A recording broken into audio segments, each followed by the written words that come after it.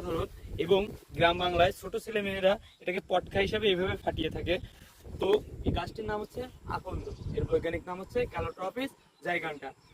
গাছটি যদিও বলা হয়ে থাকে যে এর আঠা লাগলে মানুষের ঘা হয়, কিন্তু আবার এর ঔষধি গুণও আছে অনেক বেশি। এই গাছের যে আঠা বা রসটি আছে, এই রসটি সাধারণত ছোটখাটো যে আমাদের শুকনো ঘা হয়, এই শুকনো ঘাতে ব্যবহার করা হয়ে থাকে। এবং গ্রাম বাংলায় যে মানুষের কুনখ হয়, মানে নখ বেড়ে যায়, এই নখ বাড়া রোগে এই আকন্দর আঠা ব্যবহার করা হয়। তো এখানে একটা নতুন জিনিস দেখলাম যে আকন্দ গাছের আমরা কখনো ফল দেখতে পাই না, তো আজকে এই ফলটা দেখলাম। তো আমরা যদি ফলটা ভাঙি, আসলে কখনো দেখি না এই ফল কেমন হয়, তো ফলটা ভেঙে দেখি। দেখেন এর ফলের ভিতরে পুরোটাই একটা ফাইবার টাইপের, মনে হচ্ছে কিছুটা তুলা, হয়তো বা এটা শুকাই গেলে তুলার মতন হতে পারে যদি দেখানো যায়। এখানে কোনো শুকনো ফল আছে কিনা, এখানে শুকনো ফল নাই।